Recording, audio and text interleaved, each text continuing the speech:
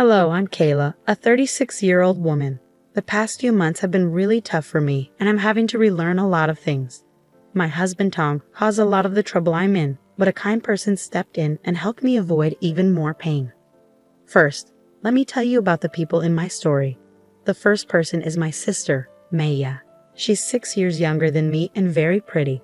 Growing up, we didn't get along because I was a nerd and she was popular. She always picked on me and seemed jealous for some reason.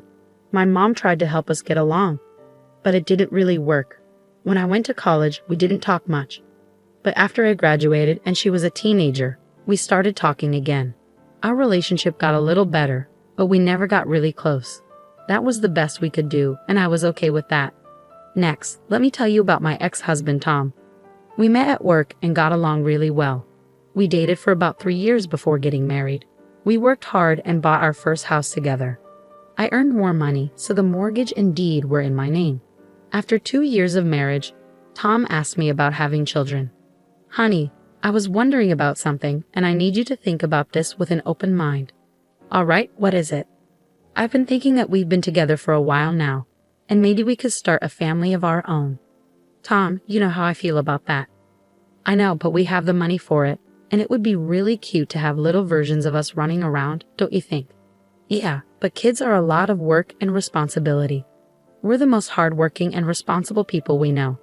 Come on, give it some thought, okay? I promise I'll help take care of them. Just keep that in mind, okay? Even though I wasn't keen on having kids, I gave in because Tom kept bringing it up. First, we had a son, and 3 years later, we had a daughter. Initially, Tom was very helpful, but that quickly changed. Suddenly, I was responsible for everything at home, including the kids.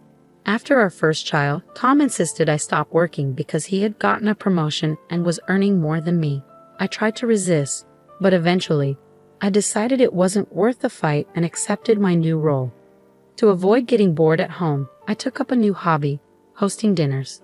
I often invited my mom and sister, who lived nearby, and my mother-in-law, Megan, whenever she was in town. Eventually, I started to feel comfortable in my new life. I got to spend a lot of time with my family, and that made me happy. Tom and I were doing okay. I had gone through some trauma after giving birth to our second child, where I almost died, which affected our relationship. I didn't think anything else was wrong, but oh, how wrong I was. As I was cleaning my room, I found a pair of panties that definitely weren't mine. My heart sank as I stared at them, wondering if I wasn't enough for my husband. I had been feeling different lately, but I had just had our second child. It had been over a year since then, and I was still recovering. I had been going to therapy, making slow progress. But it didn't seem enough because Tom was cheating on me. Once the shock wore off, I was filled with anger and betrayal. I needed to know who my husband was cheating on me with and why. First, I sent Tom a picture of the underwear and asked him whose they were. Then, I checked his laptop. I logged into his social media accounts and went through his chats. At first, I didn't see any unknown women, which confused me more. I looked through his messages but found nothing. In my desperation, I went through every chat, even though I knew it was foolish because everyone in his contacts was someone. I couldn't believe that anyone in my life could hurt me that much. Then I realized that my sister's contact ID was everywhere I looked. At first, I didn't think much of it because why would my sister and husband talking be suspicious? But when I checked their chats, I felt sick to my stomach. They were full of pictures and videos of them in bed, messages about how much they love each other, and plans for Tom to leave me. I couldn't believe my own sister would do something so awful. Our relationship had never been perfect, but this was a whole new level of betrayal. First, I threw up because I was so disgusted. Then, I tried calling Tom, but he didn't answer. So I called my sister. Maya, hey, what's up? Don't hey, what's up me? Seriously, what's wrong with you? I don't know about mine, but I do know that I found a pair of your panties in my bedroom. Have you been sleeping with Tom? Yeah, for a while now. Why, Kayla? Seriously, you thought it was okay to sleep with my husband because you thought I was boring. And being my sister didn't even stop you. Look, I thought I was helping you out. I was keeping Tom busy so you could focus on the kids. Are you serious? That's the dumbest thing I've ever heard. Look, we didn't mean for it to go this far, okay? I only did it because he kept hitting on me, and he's a nice guy, Kayla. But he was my husband. Why would you help tear our family apart? I just want what's best for Tom, okay? If I'm the best for him, then so be it. You're disgusting. I hung up, unable to believe her nerve. I just lay in bed and cried. I never thought my life would come to this. Eventually, my youngest woke up crying, so I tended to her. I felt empty as I went through the motions of the day. I couldn't let my kids know something was wrong. They didn't need that worry. I picked up my older child from school, made dinner, and when they asked where their dad was, I lied and said he was working late. At some point, my anger turned into worry. It was almost 11 o'clock at night, and Tom still wasn't home. I tried calling him multiple times, but he didn't answer. I even tried calling my sister to see if he was there, but she didn't pick up either. Exhausted from the day, I went to bed, hoping it was all just a bad dream. The next morning, I woke up feeling like something was wrong. I looked around and realized Tom's things were gone from the room. I checked the cupboards and drawers, and most of his stuff was gone from the house too. He had left while I was asleep, without saying a word. I couldn't believe it. He just left me without even trying to talk. I didn't know what to do. All I could think about was taking care of my kids first. Then, I'd figure out everything else. I woke up, got the kids ready, dropped off the oldest at school, and then took the youngest to my mom's place. She could tell something was off because I was distant. All I could think about was how I'd managed to raise 2 kids alone. Whenever I came back to reality, I remember I had to tell my mom about my sister and husband. Eventually, she couldn't wait any longer and asked what was wrong. Okay, I've had enough of your silence. What's going on? I don't know how to say this. Why don't you start from the beginning? Well, I found out that Tom has been cheating on me. What? How do you know? I found another woman's underwear in our room. When I asked Tom about it, he didn't answer and then left. He left? What do you mean?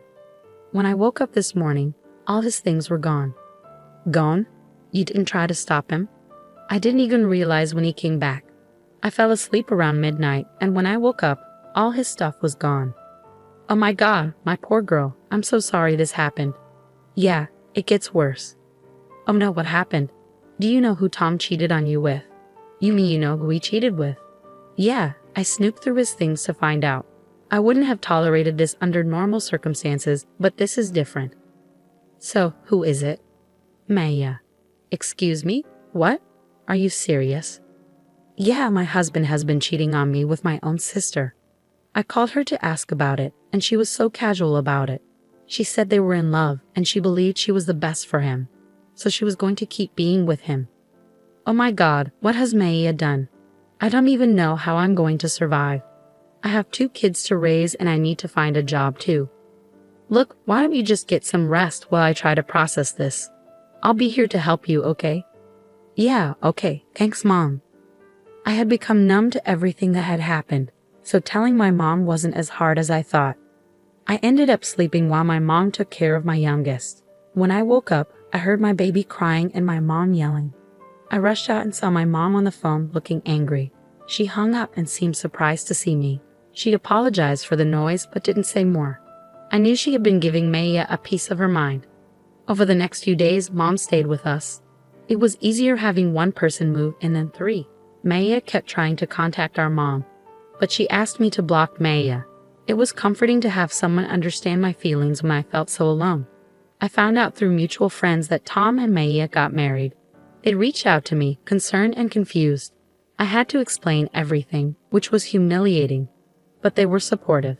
They all blocked Tom and Maya and refused to associate with them. But I found out they got married the day after Tom left us. It hurt to know, but I shouldn't have expected anything different from them. When I told my mom, she was furious. You should know, my mom is usually calm, so seeing her so angry with my sister was surprising. It was great to have her financial support. She wasn't obligated to help, but she did her best for us. She even helped me get job interviews because I wanted to contribute now that Tom wasn't there to stop me. Taking care of the kids was manageable, but when they asked about Tom, I had to hold back tears. Still, we got through it. A week later, I got a letter from Tom. I didn't want anything to do with it. I figured it was some apology, but I was done with him. A week was too long to try to fix things, especially after he ran away from his family. So I did the next best thing I could think of. I burned the letter. But afterward, I couldn't help but be curious about what it said. Sometimes I wished I had read it before burning it, but then I reminded myself that nothing he could have said would change how I felt about him and what he did. The next day, my mom and I took the kids to the fair. We had a blast, and it was nice to be in a lively place after everything. I finally got to have fun and laugh, which felt great after such a tough time. That night, my mom and I relaxed with a bottle of wine, and I told her about the letter. So something came in the mail for me last night. Oh, what was it? It was a letter from Tom. What? What did it say? I don't know. What do you mean? You opened it, right? No, I didn't want to deal with anything he had to say, so I burned it. You burned it? Kayla, what if they were official divorce papers? The envelope didn't look legal at all. I'm sure it wasn't that. Well, if you're sure. What do you think was in it? I don't know. Maybe a weak apology or a request for his stuff back. I wouldn't be surprised. But how are you feeling about all of this now? Well, today was a good day. It's tough, especially when the kids keep asking where their dad is. What do I even tell them? It's slowly getting better, but only a little. As long as it's improving. I'm always here for you, and just so you know, I'm planning to cut ties with your sister. Everything I have will go to you and the kids. Oh Mom, that means a lot, but are you sure? Maya is still your daughter. I know you and Maya had your differences, but what she did is unforgivable. I raised both of you better than this, and Maya clearly didn't care. So she's no longer my daughter. I would have been upset if Mom changed her mind easily, but I knew Maya was still her child. I couldn't imagine how hard it must have been for Mom to make that decision, because I could never do that to my kids. It made me even more grateful to have someone so supportive. Another 3 days passed, and I heard a knock on the door. It was strange because I wasn't expecting anyone, and besides my mom, who was at work, no one ever visited. I opened the door cautiously and saw 2 men in black suits. I only opened the door a little and asked who they were. They said they were lawyers and had something for me. They handed me a note and then a check. It was made out to me, and it was for $750,000. My jaw dropped when I saw the amount. I tried to tell them there must be a mistake, but they said there wasn't and urged me to read the note. The note began with, "Thank you for saving me." As I read on, I realized the money was from my mother-in-law, Megan. She explained that she had visited us 3 days ago, but no one was home. She called Tom, who tried to make it seem like he couldn't get in, but I had changed the locks after he left. Megan sensed something was wrong with Tom's behavior and pressed him until he confessed everything. She was disgusted by his actions. Megan felt sorry for what I had gone through and decided to leave all her inheritance to me and her grandkids. She thanked me for preventing her from making a mistake and for not trusting her son with her assets. That's what the check was for. The lawyers then told me that Megan had been terminally ill and had passed away just the day before. She wanted me to have the money right after her death to ensure her daughter-in-law and grandkids were well taken care of. Tears filled my eyes at Megan's kindness and loss. She was truly remarkable, always standing up for what was right. It was one of the reasons Tom had always been afraid of her. Yet I found her comforting. She stayed true to her word and supported me until her last breath. A few days later, Tom called. I already knew what he was going to say, but I decided to hear him out. "What did you do?" "What do you mean?" "You know exactly what I mean, Tom. You'll have to be more specific." "What are you talking about?" "Why weren't you home that day? I specifically asked you to be. I sent you a letter asking you to pretend everything was normal while my mom visited." "Oh, is that what the letter said?" "You didn't read it." "No, I burned it." "You betrayed me. My mother was going to help me with the inheritance, but you took it all because you're selfish." "That's ironic coming from you. You abandoned your family and only cared about contacting me when it involved your inheritance. Love can't be forced. I did what was best for me, and your mother did what was best for us. Don't ever try to contact me or the kids again. Goodbye." After that, things moved quickly. I filed for divorce, and I was granted full custody of the kids. Tom tried to fight for the inheritance, but Megan had made it clear that I was the one to receive it, so he didn't succeed. Tom and Maya tried to pressure me into giving them some of the money, but I stood my ground and refused. Life has become easier since we got the money. I put a portion aside for my kids' college and invested the rest. My mom could retire, and I started working. My kids have come to terms with their dad not coming back, and when they're older, I'll tell them everything. I'm still hurting, but I know things can only get better from here.